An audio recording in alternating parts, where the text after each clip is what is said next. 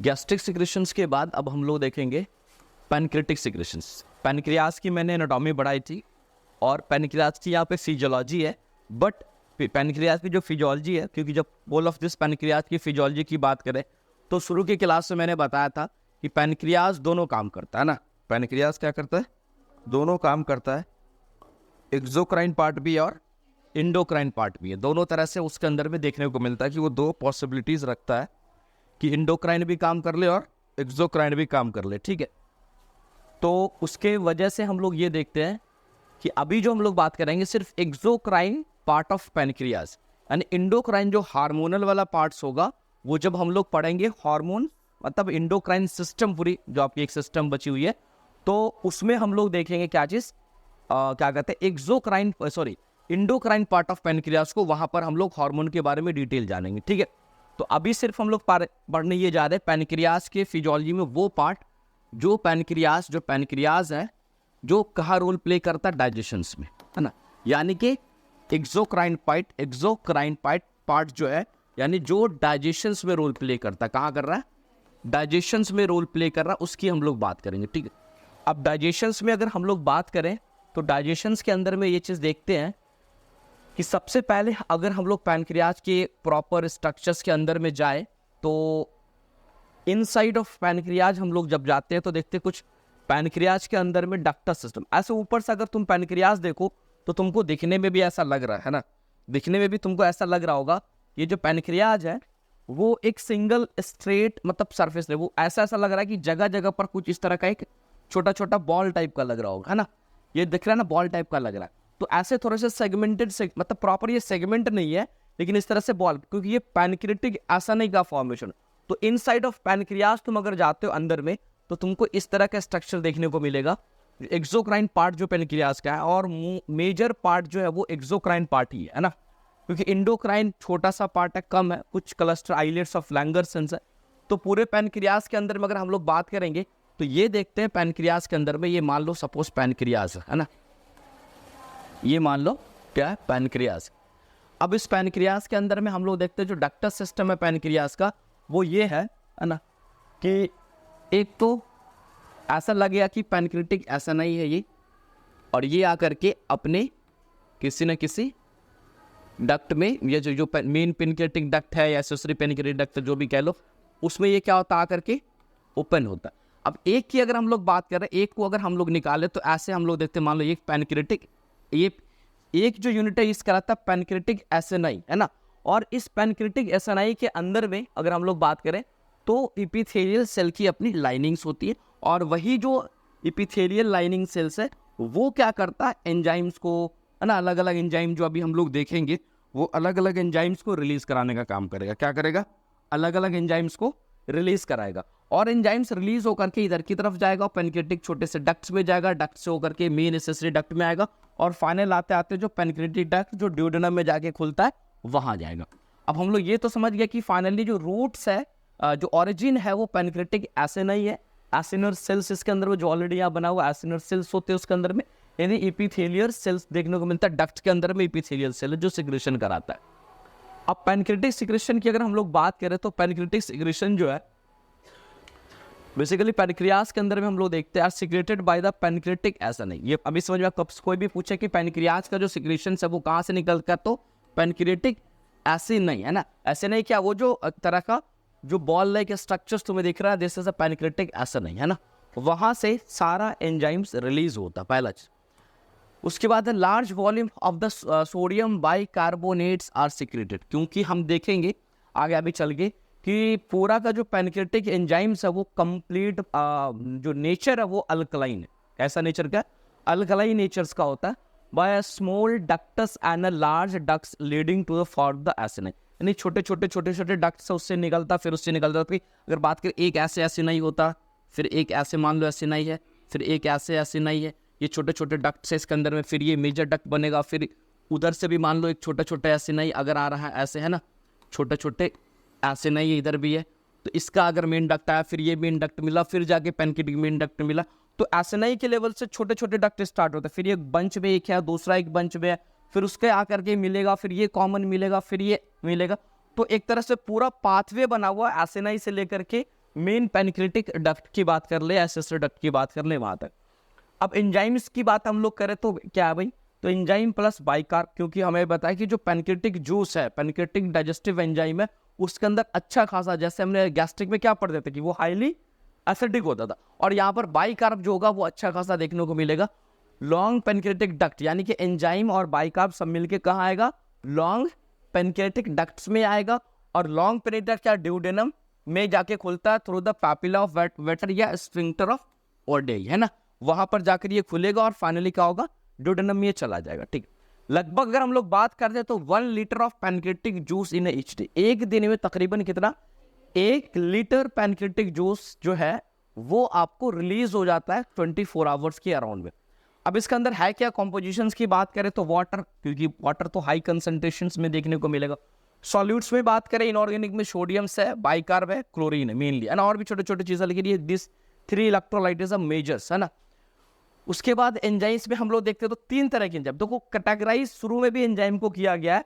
एक को बोलते हैं हम लोग प्रोटियोलाइटिक एंजाइम्स, चाहे वो कहीं whole of the enzyme category में हम कर सकते हैं। एक को बोलते हैं लिपोलाइटिक, और दूसरा क्या है, अमाइलोलाइटिक। देखो लाइटिक मतलब ब्रेक डाउन, तोड़ना, किसी लाइटिक का मतलब क्या होता है, तोड़ना, ब्रेक डाउन करना। तो लाइटिक जैसे प्रोटियोलाइटिक वो एंजाइम जो प्रोटीन को डाइजेस्ट करेगा, जैसे अभी हमने स्टमक गैस्ट्रिक सिक्रेशन में पढ़ा था, वहां पर क्या रिलीज हुआ था, पेप्सिन।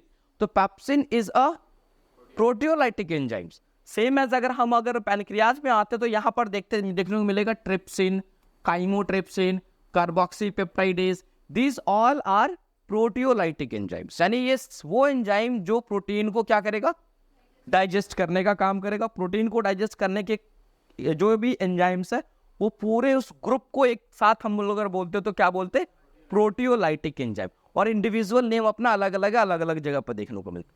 तो इसलिए लिपोलाइटिक मतलब क्या, जो लिपिड्स को ब्रेक करेगा, लिपिड्स को तोड़ने का काम करेगा। तो लिपोलाइटिक एंजाइम जो पैनक्रियाज से निकलता है वो क्या होता है, पैनक्रियाटिक लाइपेज, है ना, कोलेस्ट्रॉल स्ट्रेज और फॉस्फोलाइपेज, ये तीन जो है मेजर लिपोलाइटिक एंजाइम्स है जो कहां से रिलीज हो रहा है, पैनक्रियाज से रिलीज हो रहा है। अमाइलोलाइटिक हम लोग देखते हैं, इसमें एक ही दिखता है, पैनक्रियाटिक अमाइलेज। अमाइलोलाइटिक मतलब वो एंजाइम जो अमाइलेज मतलब क्या, कार्बोहाइड्रेट को डाइजेस्ट करेगा, किसको करेगा, तो कार्बोहाइड्रेट का डाइजेशन, लिपिड का डाइजेशन और प्रोटीन का डाइजेशन, ये सारा डाइजेशन कहां से स्टार्ट हो रहा है, प्रोटीन तो मेजर डाइजेशन की बात करें, माइनर तो ओरल में भी हमने थोड़ा बहुत बताया ही है, लेकिन जो मेजर था प्रोटीन का कहां से स्टार्ट हो गया था, स्टमक से। बट फैट एंड कार्बोहाइड्रेट की अगर हम बात करें तो वो कहीं ना कहीं मेजर जो डाइजेशन है वो कहाँ आ रहा है, ड्यूडेनम में स्टार्ट होगा, और ड्यूडेनम के पास इसलिए हो रहा है कि वहां पर पैनक्रियाटिक जूस, ये पैनक्रियाटिक एंजाइम्स जो है, चाहे वो प्रोटियोलाइटिक हो, लिपोलाइटिक हो, एमाइलोलाइटिक्स हो, वो सारे यहाँ पर आना स्टार्ट करते हैं। साथ साथ एक और है, यहाँ पे हम लोग देखते हैं कि एंजाइम्स रिलीज होता है ट्रिप्सिन इनहिबिटर।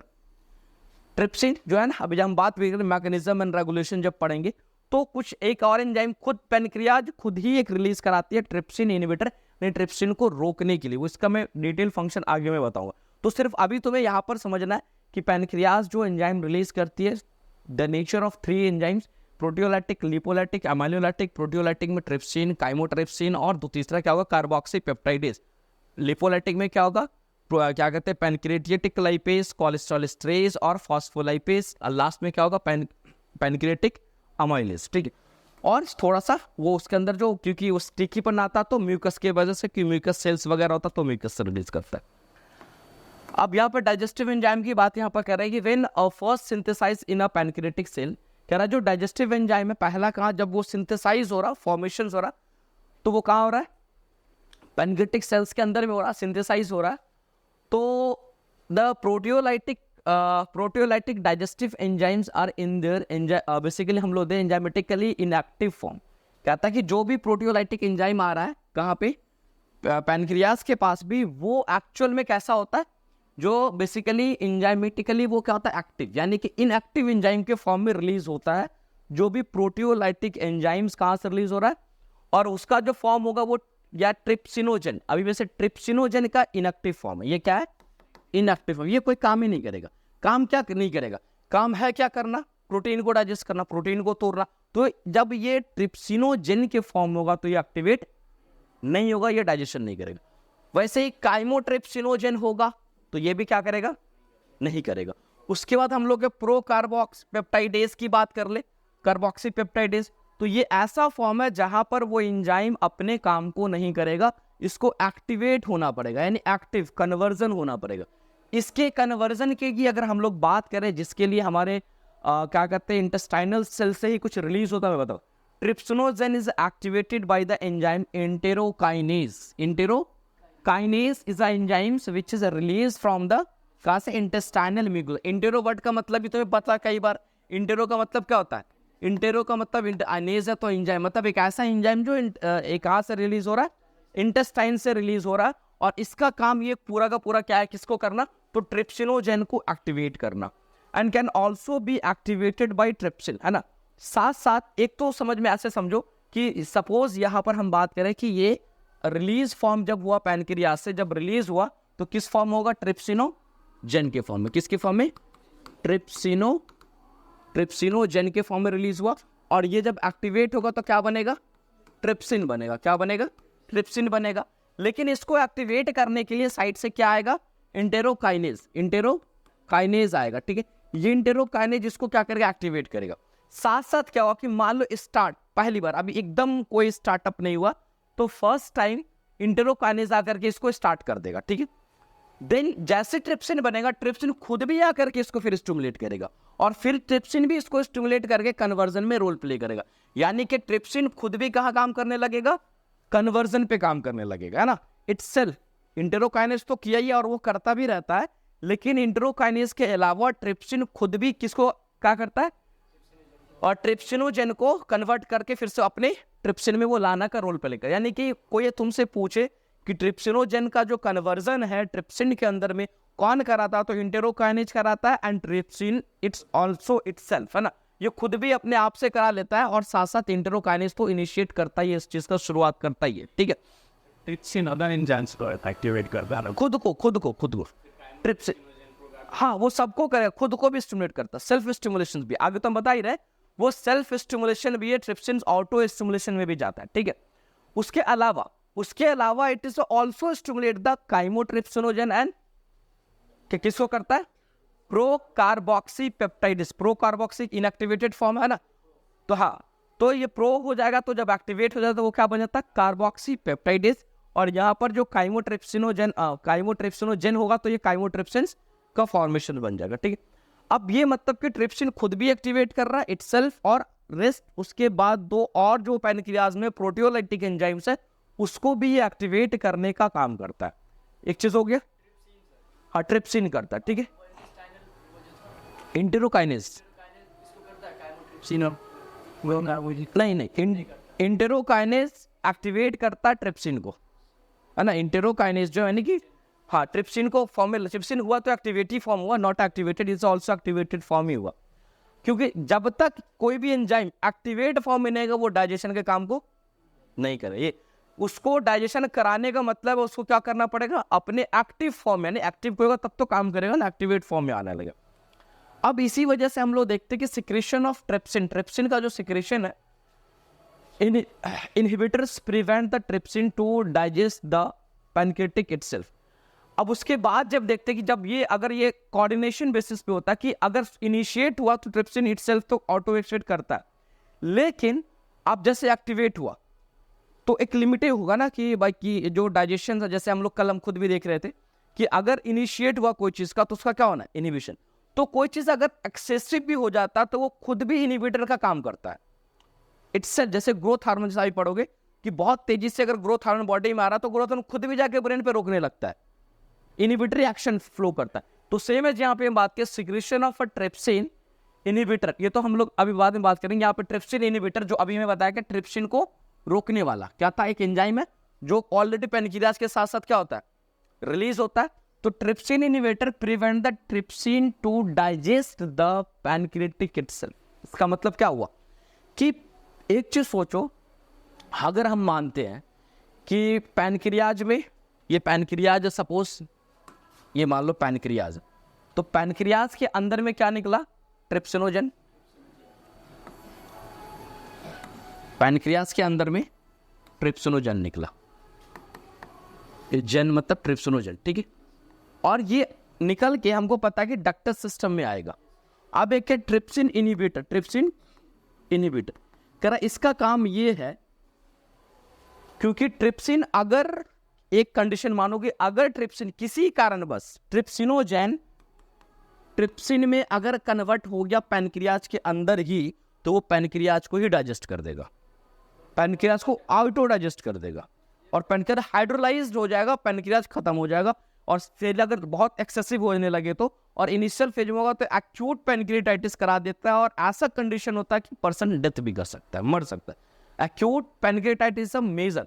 तो अब ऐसे क्या कंडीशन है जिसमें ट्रिप्सिनोजेन जो है वो पैनक्रियाज के अंदर ही क्या कहते हैं कि वो ट्रिप्सिन में कण, इस चीज को रोकने के लिए एंजाइम खुद भी एक बनाता रहता है, क्या, ट्रिप्सिन इनहिबिटर।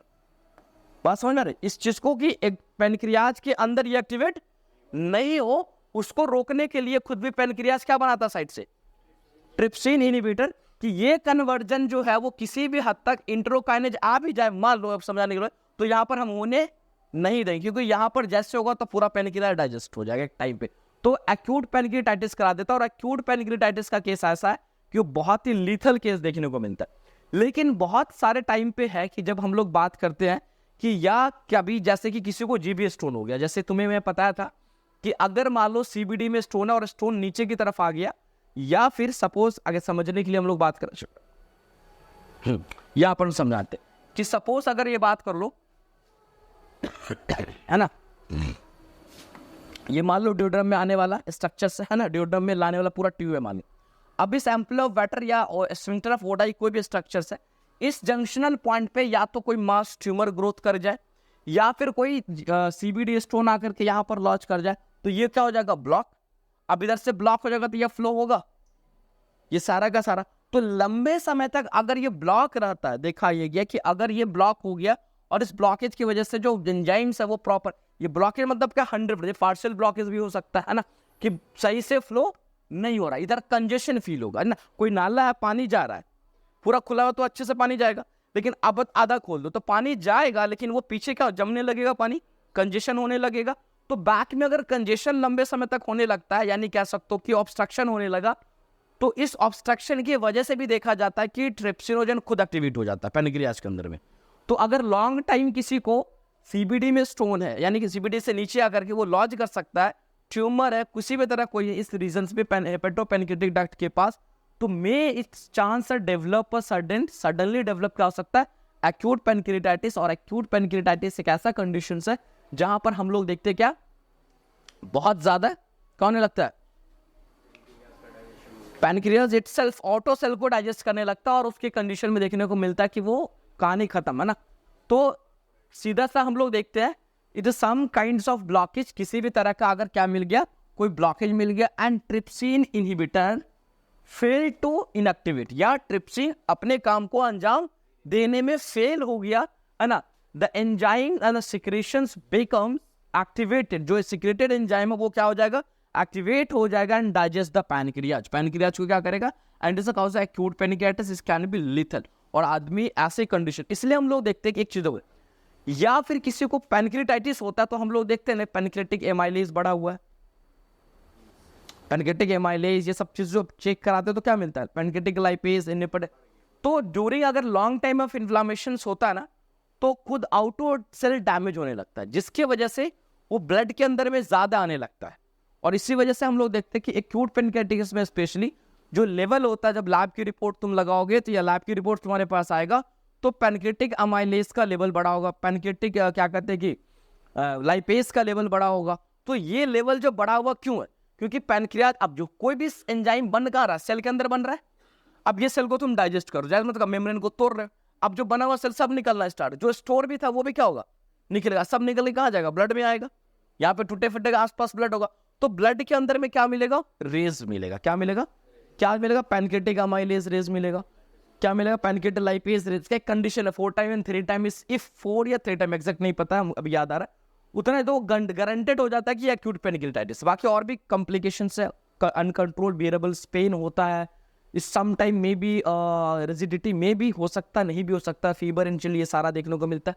और पैनक्रियाटाइटिस ऐसा कंडीशंस है वहां पर एनी हाउ एनी सिचुएशन, अगर आपको पता चल गया पेनक्रियाटाइटिस है तो पेशेंट को एक ड्रॉप ऑफ वाटर भी नहीं देना, एक drop, even though acute pancreatitis है, एक ड्रॉप ऑफ वाटर नहीं देना, क्योंकि अगर आप पानी पिलाओ, कहानी कहने मतलब खाना पानी अगर दे रहे हो तो फिर से जब ये इंटेस्टाइनल, जब ये अभी अब मैकेनिज्म रेगुलेशन का मैं बताऊंगा, तो वहां से ये क्या चाहेगा कि और एंजाइम रिलीज हो, तो और एक्टिवेट है, वो तो एक्टिवेट वही हो जा रहा है, जहां निकल रहा है वही एक्टिवेट, तो पेनक्रियास को और डैमेज करेगा। तो जैसे ही पेनक्रियास डायग्नोस होता है, दैट मींस एक्यूट पेनक्रियाटाइटिस का कंडीशन है कि हॉस्पिटलाइज होगा बंदा, उसको आईवी लाइन ट्रीटमेंट चलेगा। तो वो अभी बताएंगे ना सिफेलिक में होगा तो क्या होगा, तो वो तो होगा ही, ठीक है। सिफेलिक से ज्यादा हो रहा होता है, ऑटो डाइजेशन खुद हो चुका है, एक्टिवेशन हो चुका है, ऑटो इम्यून डिसऑर्डर हो जाएगा, तो ऑलरेडी सिफेलिक से ज्यादा हो रहा है। हम कह रहे हैं सिफेलिक से 10% हो रहा है, लेकिन अभी बीमारी के कंजेशन के चक्कर में 30% सिग्रेशन हो रहा है, तो सिफेलिक क्या फर्क पड़ने वाला है, वो तो ऑलरेडी उसने लेवल से क्रॉस करके हो रहा है, ठीक है। मतलब क्या वो खराब होता है जो diabetes is other thing, endocrine part we are discussing endocrine system, ठीक है। सिक्रेशंस ऑफ बाइकार्बोनेट, अब हम लोग बात यहाँ पर करते हैं कि बाइकार्बोनेट का जो सिक्रेशंस है उसकी बात हम लोग करते हैं, क्योंकि हमने पता है बाइकार्ब का जो बहुत मेजर रोल है पैनक्रियाज के डाइजेशन में, और इसका बेनिफिट्स क्या मैं बताऊंगा अभी, ये नहीं होता तो क्या होता, क्या हार्म होता, क्या लॉस होता, वो भी हम लोग चीज देखेंगे। कह रहा है कि बेसिकली लगभग कह रहा है can reach the 145 milliequivalent per litre in a pancreatic secretion, लगभग बाइकार्ब का जो कह रहा है, जो अगर क्या कहते हैं कि पैनक्रियाटिक जूस को निकाल करके, जैसे ब्लड में हम बाइकार्ब का लेवल, सोडियम का लेवल, कैल्शियम का लेवल देखते, तो अगर बाइकार्ब का लेवल देखेंगे तो 145 मिली इक्विवेलेंट पर आएगा, लगभग 5 टाइम्स ऑफ प्लाज्मा, है ना। प्लाज्मा से सॉरी क्या कहते हैं, प्लाज्मा याद करेगा, ब्लड प्लाज्मा, है ना, ब्लड प्लाज्मा की बात हो रही है, उससे 5 गुना ज्यादा बाइकार्ब कहां पर है आपके पैनक्रियाटिक पैनक्रियाटिक जूस के अंदर में, ठीक है। Secreted by the epithelial cell of the ducts and ducts, है ना, डक्टलेस एंड डक्टलेस छोटे डक्ट्स को बोलते हैं, है ना, और डक्ट उससे बड़े वाले डक्ट्स को बोलते हैं ना, डक्ट्यूल्स के नाम से हम लोग जानते हैं, डक्ट्यूल्स छोटे डक्ट और डक्ट बड़े। तो ये कहां से निकलता है, तो एपिथेलियल सेल जो एसिनाइसिस आते हुए जो डक्ट्यूल्स या डक्ट्स जो होंगे वहां के एपिथेलियल सेल से बाइकार्ब का सिक्रेशन होगा।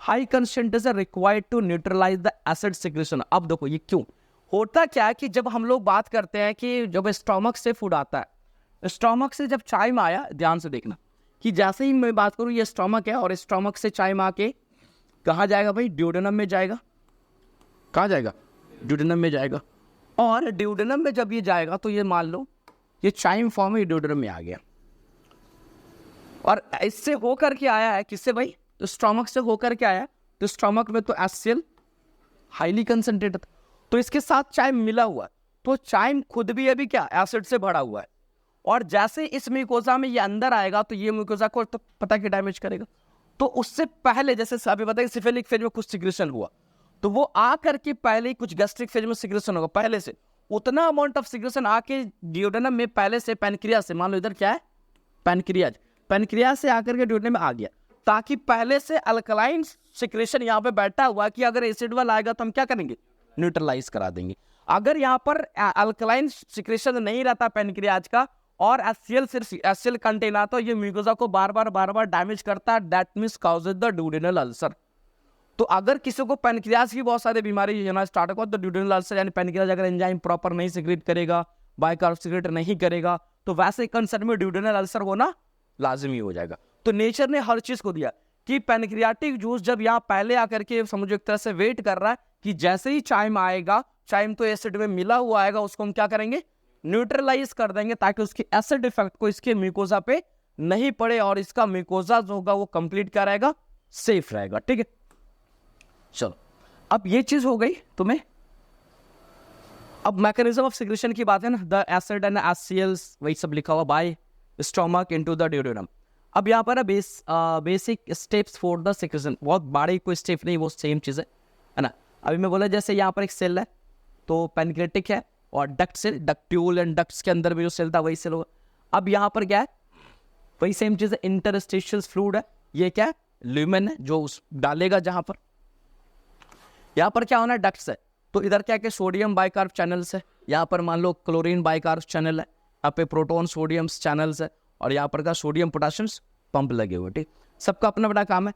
यहाँ पर क्या इंटरस्टिशियल फ्लूइड से यहाँ कह रहे हैं कुछ सोडियम्स यानी को ट्रांसपोर्ट में, ये चीज में याद होगा तो क्लास के बेसिक क्लास में ये शुरू में पढ़ा था, एंटी ट्रांसपोर्ट, को ट्रांसपोर्ट, है ना, ये सारा चीज़ हम ऑलरेडी हमने पढ़ा रखा है।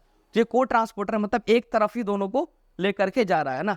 तो सोडियम्स को ये क्या करेगा और बाइकार्ब को ये इंटर, अगर कोई बाइकार्ब इंटरस्टेशियल फ्रूट्स के अंदर में है तो वो थोड़ा बहुत जाएगा यहाँ, लेकिन बाइकार्ब का फॉर्मेशन और भी इंटरनल देखने को। H2O तो पता ही है किसी भी सेल्स के अंदर में, कल भी मैं बात करता कि अबंडेड तो होता है क्या है, अब कार्बन डाइऑक्साइड भी हो सकता है सेल्स के अंदर में या बाहर से भी आए, सेल खुद भी सेल है तो खुद भी प्रोड्यूस करेगा। तो अब क्या होगा, क्योंकि कार्बन डाइऑक्साइड, क्योंकि कोई भी सेल अपने कार्बन डाइऑक्साइड कहाँ डालता है, जब कोई सेल है और जब सेल के अंदर में मेटाबॉलिज्म होगा तो CO2 निकाल के ये क्या करता है, इंटरस्टेशियल स्पेस में ही डालता है। तो इंटरस्टेशियल स्पेस में कंसंट्रेशन ज्यादा होता है, इसलिए यहाँ पे दिखाया जाता है कि इंटरस्टेशियल स्पेस से कार्बन डाइऑक्साइड अंदर आया। तो कार्बन डाइऑक्साइड और H2O दोनों Ca के प्रेजेंस में, Ca क्या होता है, carbonic anhydrase, the fastest enzyme in the world, दुनिया का सबसे फास्ट एंजाइम्स है ना। तो इसके वजह से बेसिकली क्या होगा, ये तुम्हारा है ना CO2 मिला और ये मिला तो ये बाइकार्ब का फॉर्मेशन बेसिकली कराएगा। ठीक है, अब क्या होना है यहाँ पर देखो, इसकी वजह से ये बाइकार्ब बना तो क्लोरीन शिफ्टिंग यहाँ से आया, चलो ठीक है, क्लोरीन आएगा, फिर इस क्लोरीन चैनल वो से बाहर में निकल जाएगा, उसका अपना मामला। साथ साथ बाइकार्ब क्या होगा कि आपके किस में जाना स्टार्ट करेगा, बाइकार्ब ल्यूमेन में आना स्टार्ट करेगा, सिक्रेशनी फाइनल में आना स्टार्ट करेगा।